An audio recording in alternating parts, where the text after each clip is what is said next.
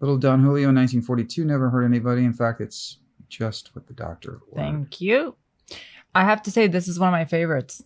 I know we like to try different tequilas, and there are a couple that we really like. But if I had to be stranded on a desert island and only bring one bottle of tequila, or one case of the same tequila, we'd need a few cases. It would be the Don Julio 1942. Cheers. Salud. Love.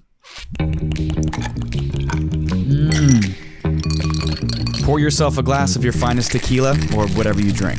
From Straw Hut Media, this is Tequila Talk with Daisy Fuentes and Richard Marx.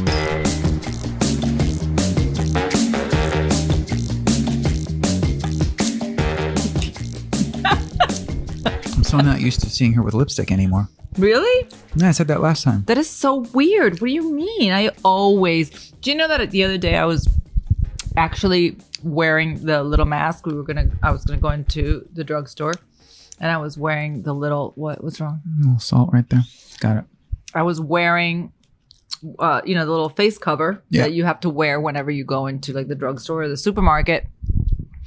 And I actually went to go put lipstick on over the mask. I was going to put a little lip gloss on. Yeah. You should have. That would have been amazing if you come out and I'd been like, oh, baby. Yeah. By the way, before we tackle any topics or talk about anything else, I feel like I need to confess something and get something out in the open because I don't want you to hear it anywhere else. Okay. Earlier today, I might have acted very sexually inappropriate with the girl who colors my hair. You did act very inappropriately with the girl. She's going to file a complaint or not. I think she was okay. She did a great job, right? Look at this. Nothing. Look how shiny it is. Straight out of a box, ladies and gentlemen. It looks great. I have pretty white hair. Well, no, not pretty white. And I've made the decision that I'm not going to let it go white that's okay. anytime soon. That's okay. I know. You know that there are guys, it's always guys, on Twitter who that's their version of a burn for me. It's like, you dye your hair. I mean, it's... Yeah. First of all, I think that it's a choice. Like, we all do things to keep up our appearance, and it's your choice whether you want to go gray, at what age you want to go gray. Yeah. And I just think that, it really, on some people, it looks fantastic. Some people really, really do pull it off. I think especially the younger you are and the younger you go gray, the better it looks. Yeah. But then when you're kind of like in your 50s, something happens where I think you can, it takes us 10 minutes to put, a little wash in his hair and cover up the grays that are kind of popping out. And another thing, it changes the texture of your hair. So he has, really curly hair. And when the gray, and I do too, when the grays come out, they come out like a different texture. So sometimes if you just do a really good color, it's much more manageable as well. But going back to the whole aging thing, I just think it does age you. That's my personal opinion. Some people look great with it, but I know that if I were to go completely gray right now, I would look 10 years older at least. And that does have an effect on your psyche. I think that when you're seeing yourself look already more mature, it can affect the way you act and the way you behave and, the way people see you. Not that it really matters, because none of it matters. And, I'm talking just an aesthetic kind of thing. One of those things on that list does matter, which is how you see yourself, not how other people see you. Yeah. But if you see yourself in a mirror and it affects how youthful you feel or how youthful you behave, I think that that's important. And I think you're right. I think there is sort of like this, I think part of it is it's why in my opinion, sometimes vanity is a really good thing for your psyche. If you really work on looking your best and staying healthy and fit, and I want to look and feel young for as long as I possibly can. Absolutely. And I just think that going gray prematurely, like letting yourself just completely go, at least for me, I know it would affect the way I see myself. And I know it would just remind me that I am a lot older. And I just think that, being aware of my appearance and trying to stay healthy and trying to look good, I think that is a big deal. I think that coloring your hair, especially for women, getting rid of the grays really does help you feel and look and stay and act a little bit younger, a little bit longer. There's a time for everything. And I'm sure there will be a time where I'll say, fuck it. Yeah. I'm gonna go. Who cares? But time is not now for me. I still feel like I want to change the color of my hair. So the same way that I sometimes want to be a little bit blonder, I sometimes want to be a little more brunette. I don't see why a man, or it should be people make a big deal if a man's like, I don't want to be gray yet. What's the big deal? Yeah. If you have first of all, the very idea that I would give the slightest shit about what another guy does with his hair, why would I give a shit? Anyway, but it is. I got handsy with the color girl. You did, and I was okay with that. It made it a little bit more difficult for me to do that whole process, but I enjoyed it. It was good. But it is. This brings us to another topic that we were talking about of how important is it to not give in to aging? How important is it to stay young? Act young, meaning don't act old. And by that, I mean, we all know people who, by their 40s or early 50s, they're already acting kind of like, a grandma or grandpa by doing little things that we don't realize that we do, like staying too much in the past and not really accepting or keeping up with the present and the future. Yeah. People who they learned how to use technology and social media and, their iPhones or whatever at a certain point. And now when it keeps getting updated and when there are new things coming up, they refuse to learn how to use it. And it's, that's too complicated for me. I'm just not gonna, back in the day when we did this. Or I'm gonna get my son to do this. I'm gonna get yeah. What is that about? Stop that. I never want to be like that. I never want to be like that. I talk to my nephews. Anytime I get a chance to talk to someone in their teens or in their early 20s. And I do like hanging out with younger people because I like knowing what's going on. Yeah. And I want to learn what all the apps are. I want to learn what people are doing. I want to keep up with technology, and it's moving so fast right now that if you get a little bit lazy, you're going to get old really fast and you're going to stay behind the times. And so I think it's really important to keep that child in you kind of alive and to have fun and joke around and laugh. And that's all true, but it's also, I think, it's just important to stay connected to what's modern and what's happening. And current, yeah. And so what if you have to learn to, things are moving so quickly these days. Technology is moving so fast. It's almost like every week there is something new to learn in technology. So why stay behind? The minute you fall behind and you start complaining about all the new things, that's when you should catch yourself and say to yourself, I'm acting like an old asshole. Yeah. I need to stop. It's funny you say that because I immediately, and I hope this isn't too far off topic, but it just rang a bell with me, and you've heard me talk about this before. One of the ways that I see some of my contemporaries, my peers, show their age more than I feel like I show mine is when I'm with a group of musicians or songwriters or artists, and the conversation turns to, there's no good songwriting anymore. They don't make good music anymore. And I immediately am the guy in the room that goes, what the fuck are you talking about? You're obviously not listening because there's so much great music all the time. Yeah. Look, every year since the beginning of music history, there's been shitty music and great music. Yeah.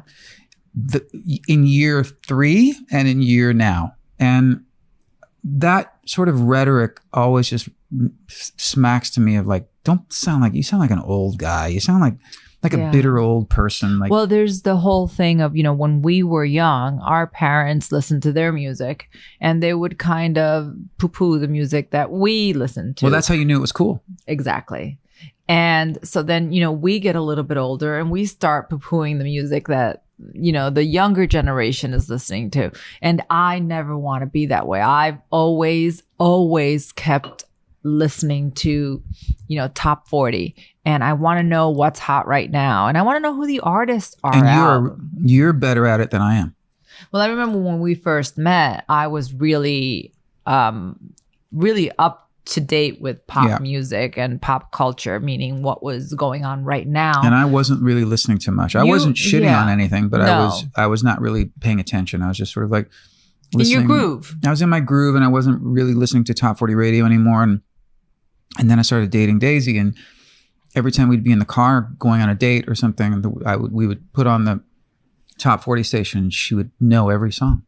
She would be singing along. I go, how the fuck do you, this song came out like 11 minutes ago. How the fuck do you know the lyrics? Because part of me is still 13. Yeah, and that's awesome. But it was really infectious. And it opened my eyes to just wanting to go back and listen. And so now every week I listen, whether it's Spotify or just online. I'm always looking for what's new. And there's a lot of great stuff out there. And I think that there's something, again, it kind of connects to the youthfulness. Yeah.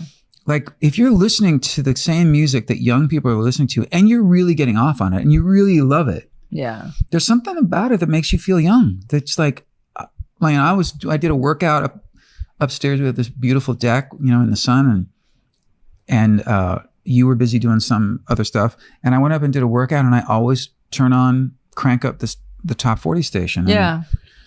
It's and cool. I like being able to talk to people of all different generations, and I like being able to hang out with someone in their 20s and be able to speak, not like an old person. I want to be able to talk like the way the young kids talk, and I want to understand what they're saying. So if there's lingo, which the lingo is always constantly changing, I want to be up to date on what that silly shit is all about. You know what I mean? I think it's important, and I think the minute you start shitting on the younger generation, that's when you have to realize that you're acting old. You're acting like your parents, and you're not really staying connected to society and to anything that's youthful. And so one of my favorite things of the last couple of days is we were talking to one of my sons, Lucas, who's a brilliant musician and songwriter and producer, and his girlfriend, who's also a really talented songwriter and singer. And I said, what do you guys think of the new Justin Bieber duet with Ariana Grande? And they went, what? There's a duet? We didn't even know about it. I was like, yeah, I've heard it a few times already. It's pretty cool. Yeah. Yeah. I think it's important. Yeah. Anyway, so for those of you who are out there bitching and complaining, stop it. Maybe not the very end of the podcast last week, but towards the end, you asked a really interesting question in this time of being sequestered. Yeah. Quarantined, distancing. Socially distanced. How are people conducting their extramarital affairs? Good question. Yes. Well, I did some digging. Did you? I did. And it turns out that, do you know that website, Ashley Madison? It's the cheating website. Years back, there was a lot of controversy because they put these billboards all over town, right? And where they were. That's how I knew about it. Yeah, I'm sure. I'm just saying, it's none of my business. But I'm just saying. It is my business now. What am I saying? It is totally my business. Sometimes I forget that we're married. That's so weird. Do you? Yes. And you call Ashley Madison? No, but sometimes I just feel like you're my boyfriend. Like you're my lover. That's and like fucking hot. I forget. Anyway, so Ashley Madison is for those of you who don't know, it's a website that is dedicated to married people who want to have affairs. It sounds like a really overpriced boutique. I don't know. And I don't know if it's... You know what I mean? elegant enough to be called a boutique, and I don't know. No, it sounds like some clothing store in Beverly Hills. Oh, Ashley.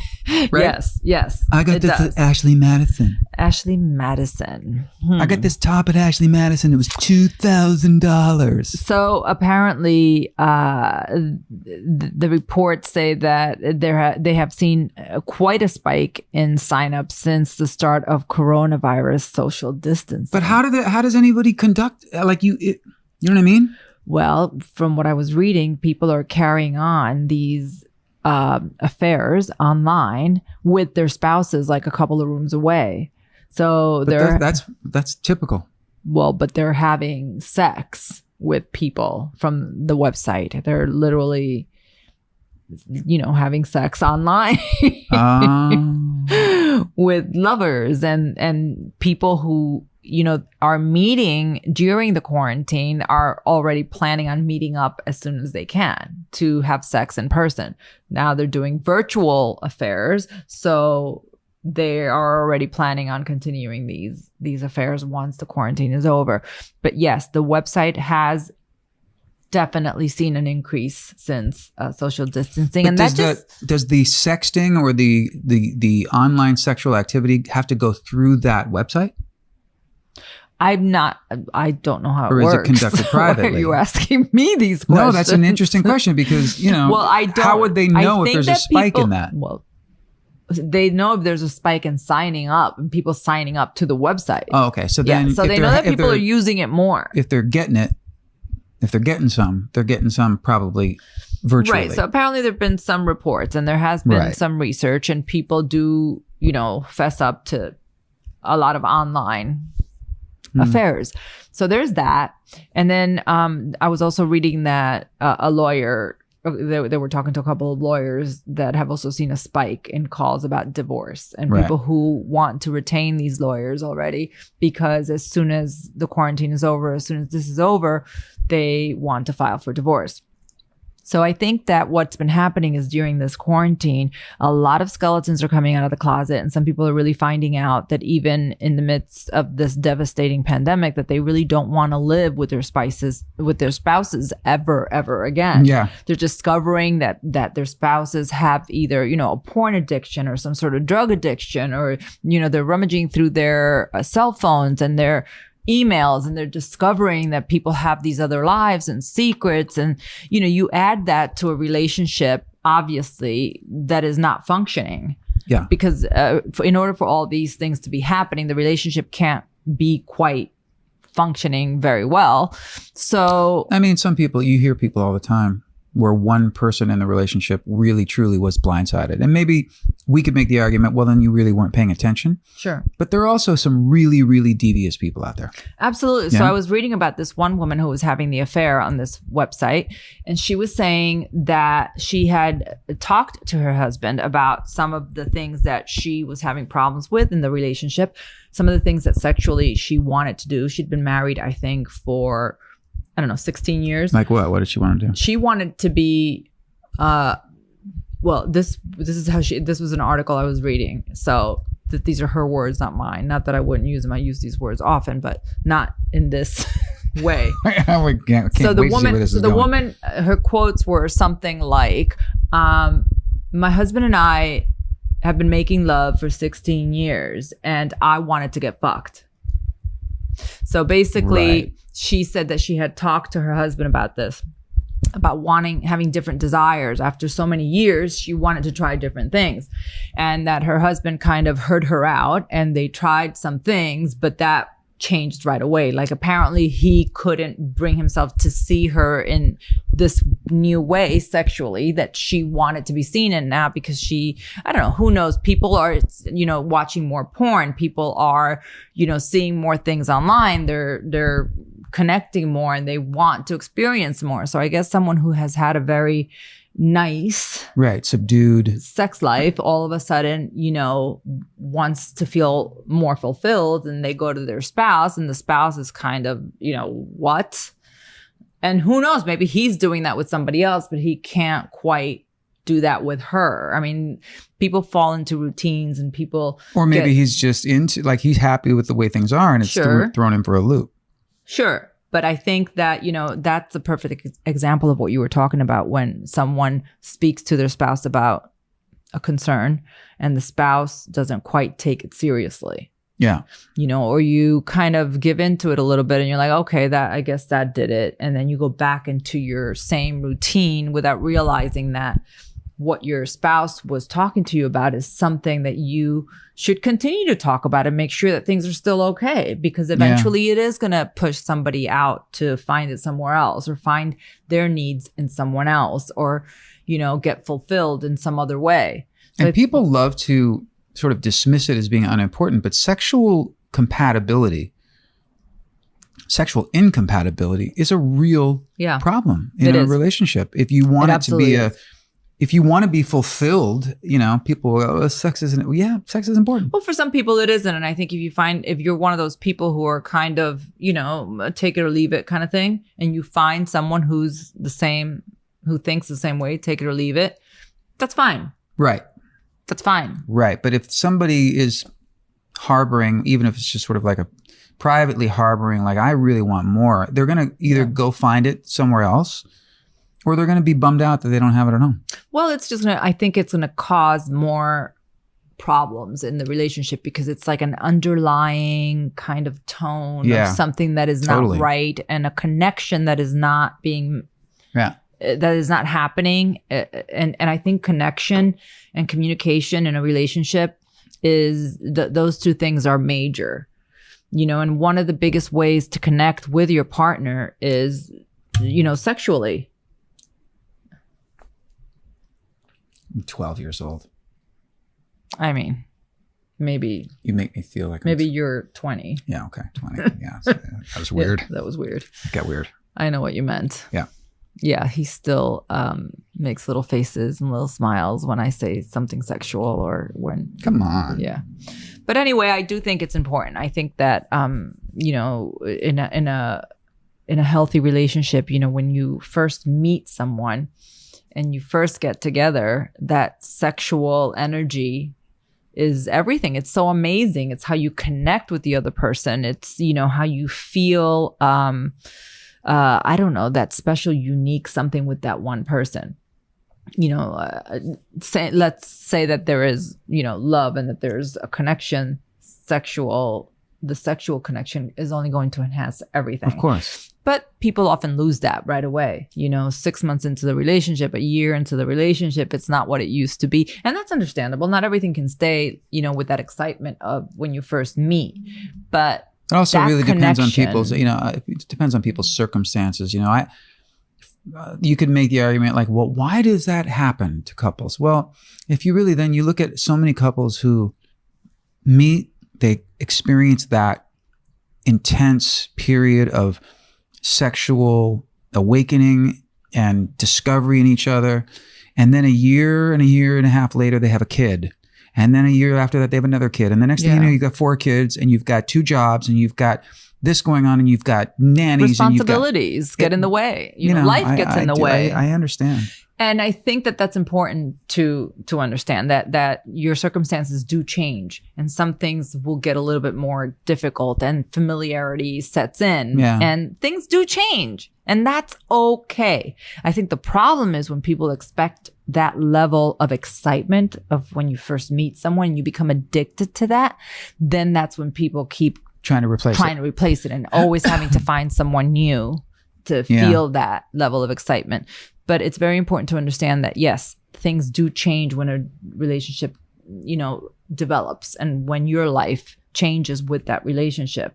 Responsibilities, when you get married, when you have children, but you can't forget about that connection. I think it's really important for people to communicate and to set time aside to reconnect with their partner, because otherwise you just become roommates or you become business partners. Yeah, and it happens so often. And it happens so often and, pretty quickly. Yeah. So there.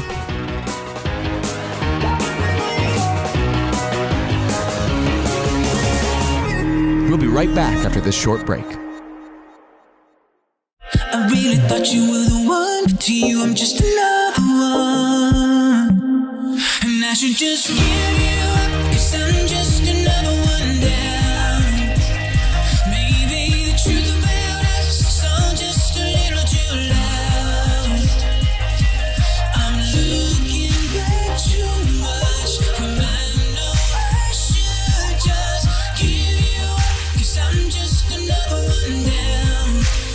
just another one down.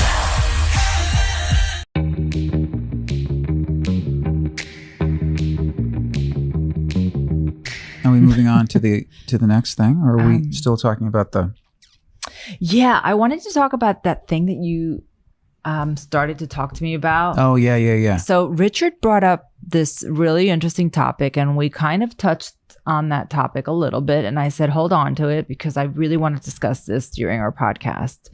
I think it's a really, really interesting question. And it's really about people's personalities. And I'm forgetting exactly how you phrased it. So why don't you go ahead? We were sitting just outside here. Yeah.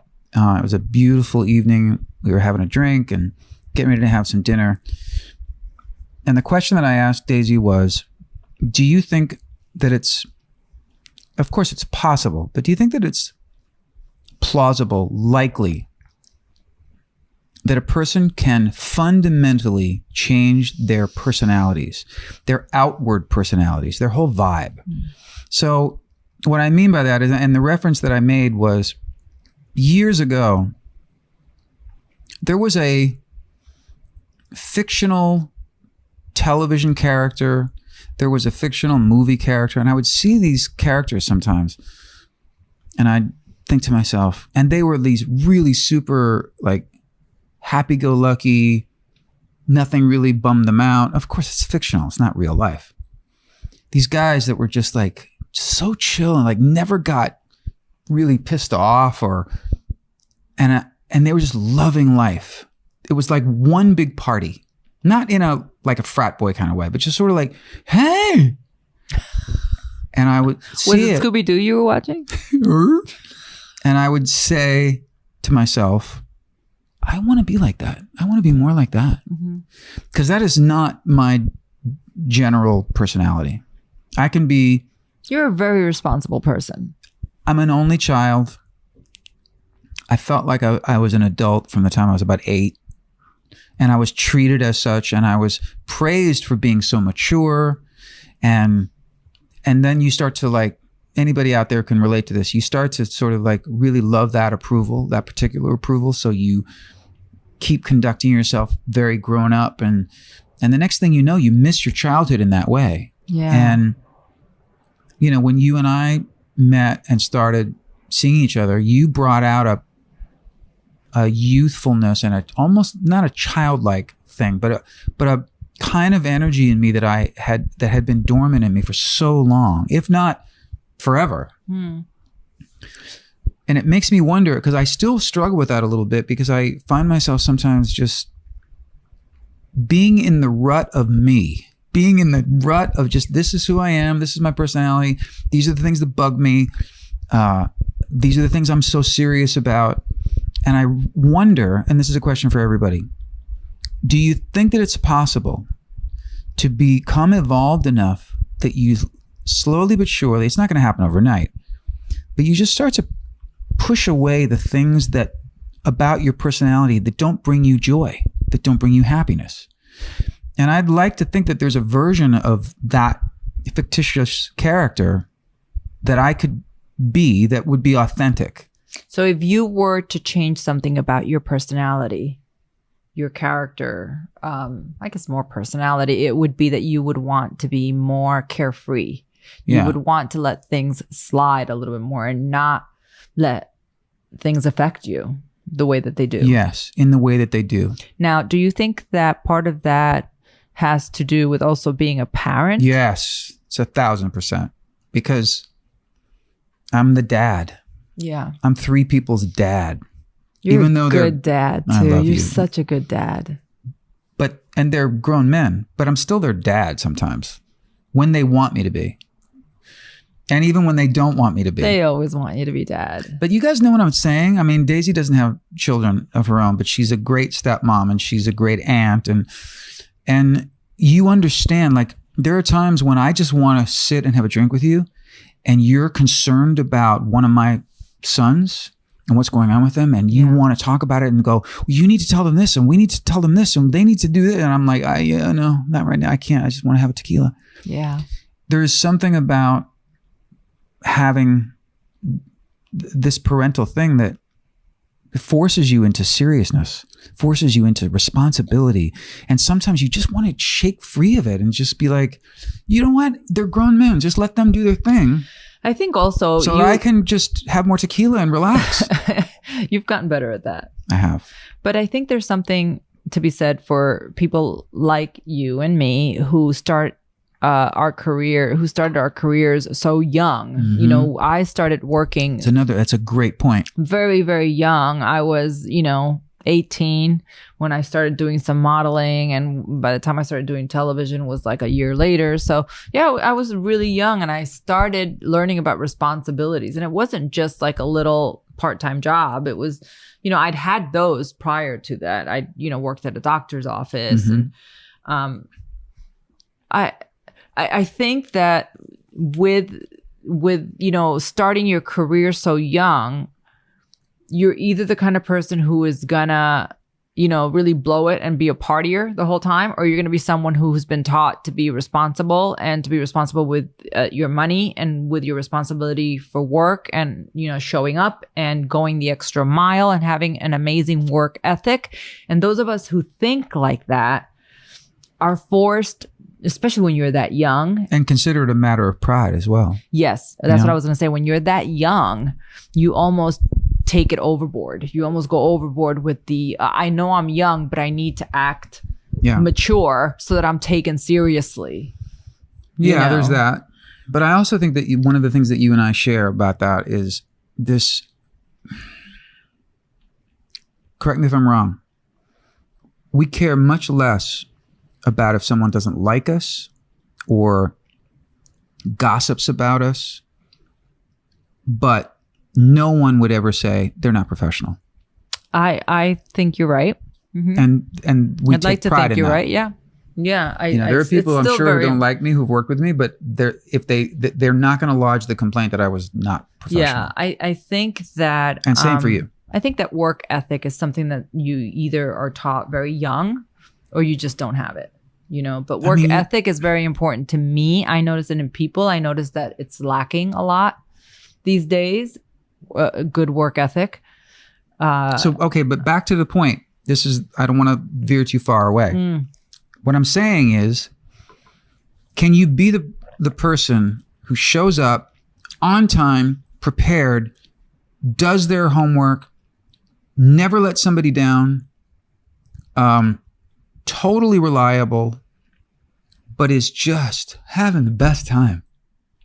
I don't know anyone in my life who of course you can. Yes, sure you can. I just saw somebody on TV like that. I think the answer is that you can. But I think what you're asking is, how many of us recognize something within ourselves that we would like to change and focus on it and genuinely try to change it? Because I think many of us are so caught up on, well, that's just who I am. That's just the way I do things. That's just lazy. That's tradition. That's where I come from. That's how my parents did it. That's how their parents did it. That's how I'm going to do it. That's how I am. That's how I'm bred. And I think that that's a load of shit. Yeah. And I think that just another cop-out. Self-reflection is so important, to reflect on your own life and on your own personality and on your own character, to check on yourself, your integrity, your dignity. Like regularly. Ethically. Like, are you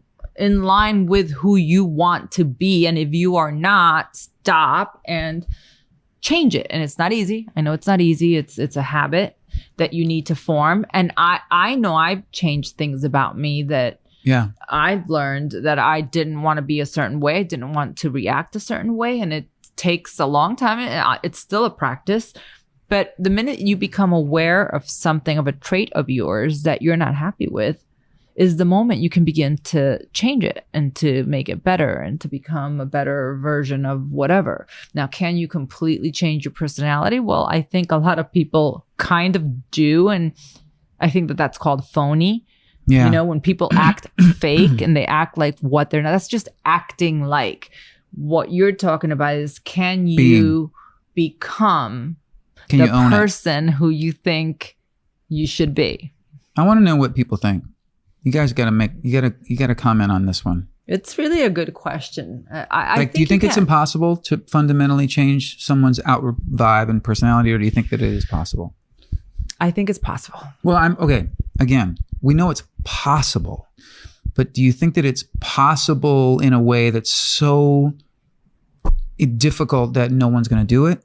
Or do you think that it's just one of those things, once you wrap your brain around it, you go, yeah, there are all these facets of other people's personalities that I wish were part of mine. I've always been that way. I've always looked for the positive traits in people and look for little pieces of either their personalities or the way they do things or the way that they live that I used to do that a lot in my 20s when I would encounter really amazing people.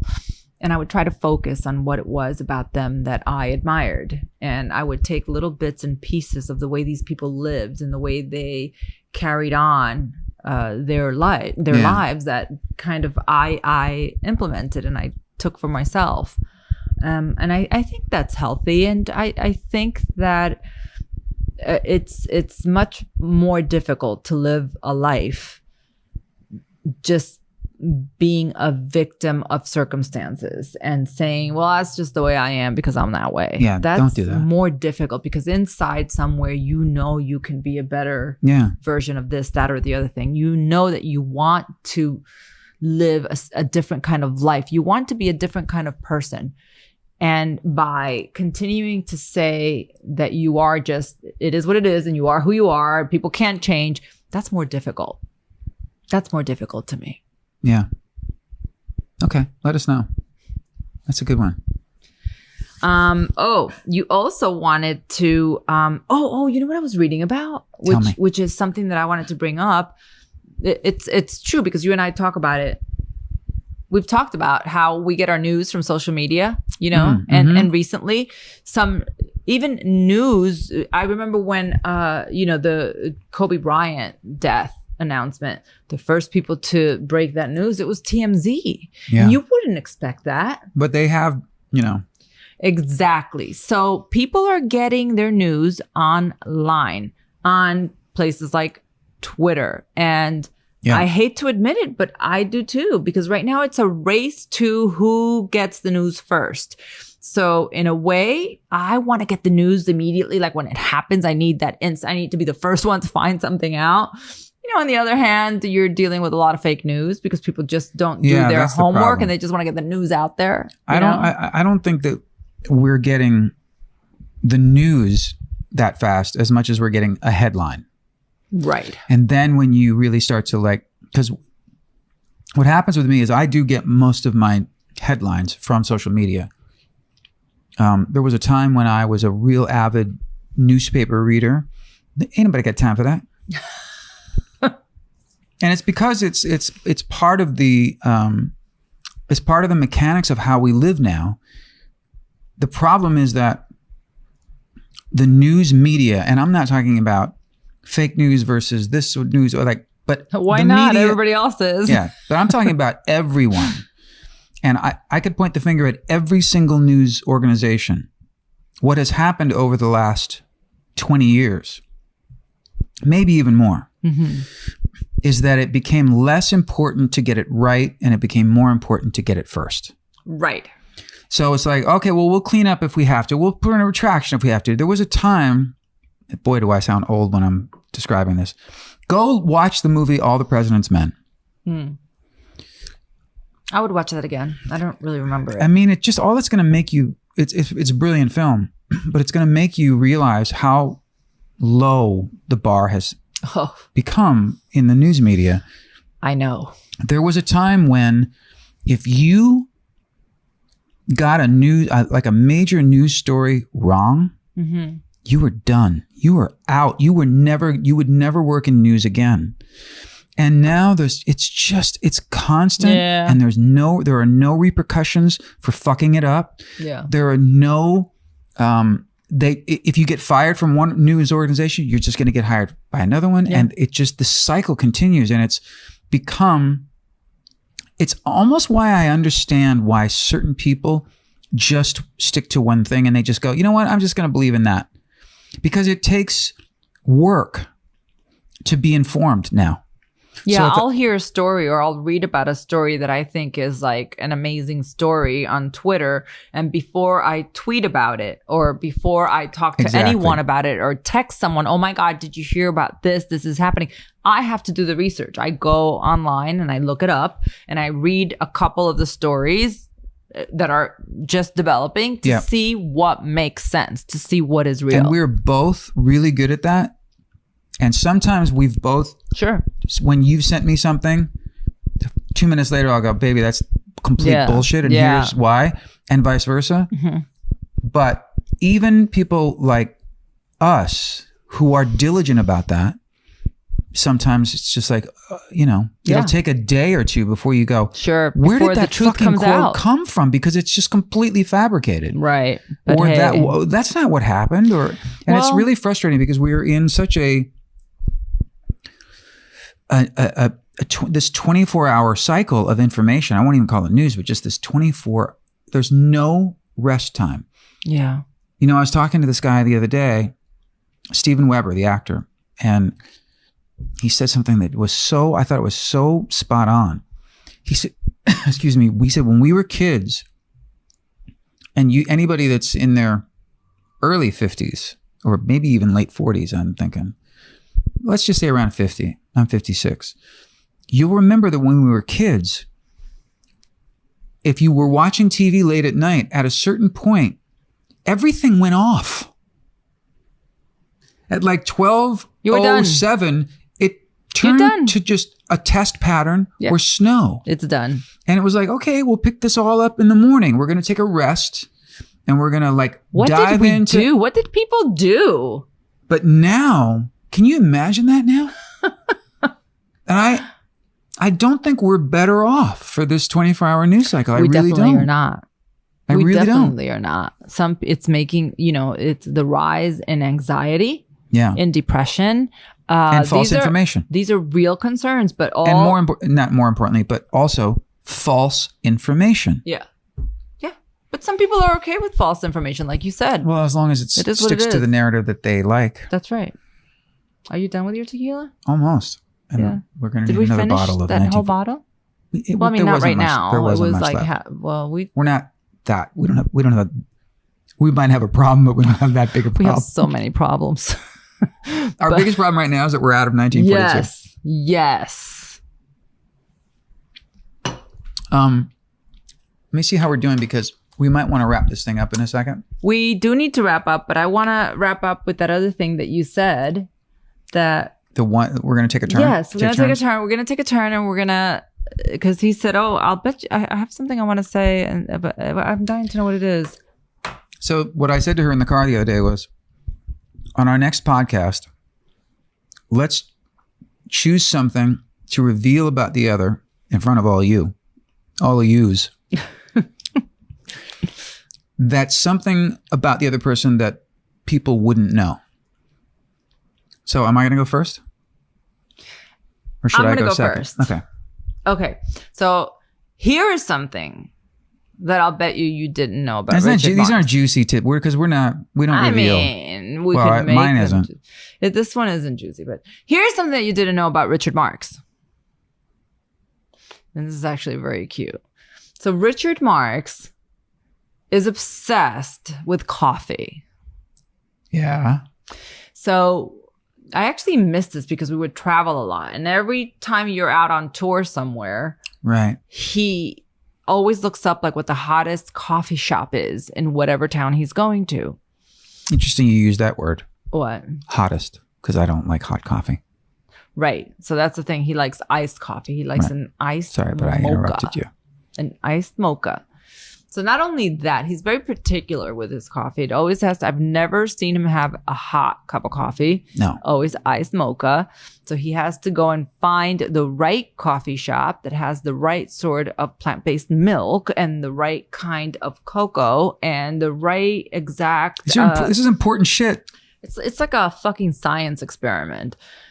Try finding a really decent iced mocha in some of these towns. You have. I was about to name a town, but I'm not going to do that. Don't. You always do, though. You always find the cutest coffee shop or the best mocha somewhere. Are you guys with me on this? The local, I don't go to chains. If I can avoid a chain. We do. Sometimes we can. It's the only thing around. It's the mom and pop little coffee joints. Those are the best. Anyway, go ahead. So it's not just that. He can't just have his coffee. He always has to have something to eat with it. Not just to eat with his coffee. So here's how it works.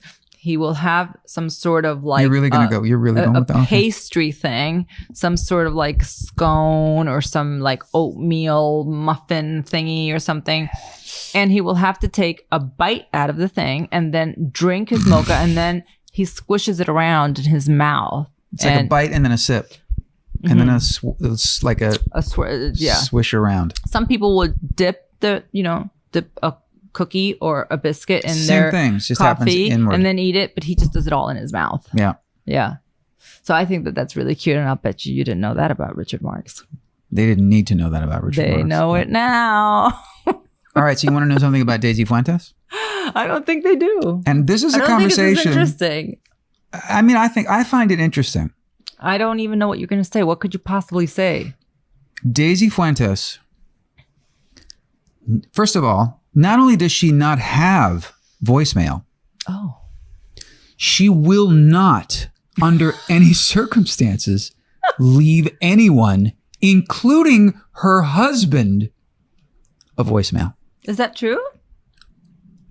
I don't do that on purpose. 7 years. No, but let's talk about it.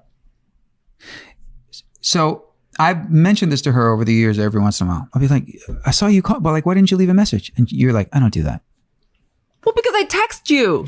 Right. But especially when we were, not especially when we were dating, period. Because I'm just so madly in love with you. Don't you think it would have been nice for me to get these little voicemails? She always gypped me out of the sweet, flirty voicemails. Oh, she made up for it. She made up for it with texts and other things, but you don't leave anyone voicemails. Okay, and I think that like you have an allergy. Like you're like, fuck that. I'm not doing what everybody else does. And I love that about you, but please explain to me and the listening audience why you have this aversion. I do. It's not like, I don't think it started on purpose where I said I am no longer doing this. I just realized that, the minute that texting became a thing, I started getting 2 messages. I started getting a voicemail and then the exact same voicemail in a text. And I thought, what a waste of time. Why do people leave me a voicemail and a text? And for the longest time, I was just so annoyed with having to check messages and erase the messages and, having to deal with listening to messages. And then I realized that they were all being text anyway. So I just shut down my voice. I'm like, no, don't leave me a voicemail anymore. I don't want to have to waste that time. Anything that you can say in a voicemail, you can text me. And so I started realizing that could be annoying to people in the same way that it was annoying to me. So I started not leaving voicemails because we now have texts. And not just that, you can also leave a little message on the text. Do you know what I mean? No. Yes, I've done it for you. I've recorded. Oh yeah, a little voice text, and then you get it on your text. Yeah, but that's rare. Much easier. Well, it's rare, but sometimes if I was driving or something and I was in the middle of something, I would leave a voicemail. But that's just because you're so technologically hip.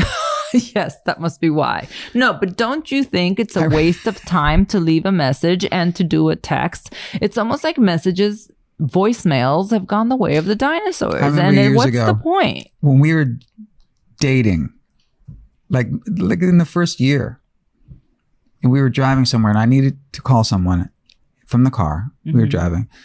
You've probably forgotten about this. And I left a very detailed voicemail. That's so annoying. Like we always did, right? It's so annoying. And it was a lot of information, but it was like, hey, it's me, blah, blah. And it's like, I'm going to say, because I would never just be that verbose, but let's just say it was like a 40-second voicemail. I hung up, and you know what Daisy said to me? I'll never forget this. You went, is your voice hoarse from all that bullshit? Did I didn't say that. You did. And you went like, whoa, they have to listen to all that now. Yeah. And I went, what do you mean? And that's when I went, oh, right. Yeah. She doesn't accept or leave voice messages. So if you call Daisy Fuentes' cell phone and she's not near her phone or she doesn't want to answer her phone, here's what's going to happen. It's going to ring about 11 times and then it's going to go, the person you are calling has a voicemail system that has not been set up. Or has been dismantled. Anyway, I think that's super. I think it's a super cool thing about you. Like you do, yeah, because everybody leaves voicemails, and Daisy Fuentes way before. I don't leave voicemails now hardly at all. And when because you realize how annoying it is. Well, now when somebody does leave me a voicemail, sorry for people who are listening who I love who leave me voicemails, except for my friend Matt Scannell because his are so entertaining. And by the way, Matt Scannell, who's a brilliant singer-songwriter, he leaves me voicemails that I've got them on my phone. I could show you that are 3 and 4 minutes long. That's great. But they're hilariously entertaining. You've played one or two for me that. So if you're gonna leave a voicemail, so funny. Make it fucking entertaining. But very few people are good like or that. Or text me. You know, this is what really burns my ass. And here we are. This is what burns my ass about phones. What burns Daisy's ass? I'm going to turn into Paul Schaefer. Remember? Everything. That's going to be the new thing. Wait, let's do it again. Oh, I missed that. What burns Daisy's ass? Take it away.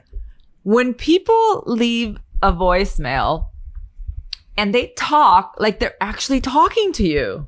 Kind of like, hey, hi, listen. Oh, what is that? Oh, yeah. No, my kid just kind of, he just did something and dropped something. But anyway, I was calling you to see if, by the way, did you finally do that thing that you said you were going to do? Yeah, I meant to ask you about that. But no. Anyway, so I was calling you about, I kind of forgot what I was calling you about. That's annoying. Okay. Or they pose a question. People do that shit. Or they pose a question instead of saying, hey, text me or call me back and let me know if Tuesday at noon is good. Rather than what they'll do is go, so I was thinking, how about Tuesday at noon? Tuesday at noon? Like we're gonna answer them during the voicemail. Right. Because I think so on top of the whole thing, people don't actually know how voicemail works. I get it. It's like you leave a quick message and you're out. I get it. And then you don't text the same thing that you just said. So when that started happening, I just, She's a fucking rebel. Done. Because I don't have time for that. Ain't nobody got time for that. I do not have time. I have Twitter to check. I have Instagram to look at. It's like, what? Yeah. I'm very busy. We have to wrap this up. Yes, we do. But that was fun. Maybe we'll do that every couple of episodes. We'll reveal something. Okay, well, we'll see. We'll see. It depends on what you're going to reveal. We might have to edit it out. I don't know. Maybe. For those of you who are watching this, you already know that our podcasts now are occasionally up on YouTube as videos. Yes. So keep an eye out for those. But subscribe to our podcast if you like this. Let us know what you want us to talk about. Yes. We're always looking for new topics because what I think that mostly what interests us would interest other people. But well, I also want to feel like you guys are able to, sit and have a drink with us, Yeah. I mean, even if you're not having a drink, let's say, you're in your car, you're driving or you're jogging or you're listening to us. I want you to feel like you're part of the conversation. I really want that. Okay, we know. Sorry. You're out of tequila. So we want you to feel like you're in on the conversation. So we want to talk about things that you might want to talk about. Yeah. So let us know. And stay safe and stay well. And we'll see you next week. Bye, guys. Thanks for listening to Tequila Talk with Daisy Fuentes and Richard Marx. Download new episodes every week, and if you haven't already, subscribe and be sure to leave us a rating and review. And while you're at it, check out some of the other great shows available on Straw Hut Media.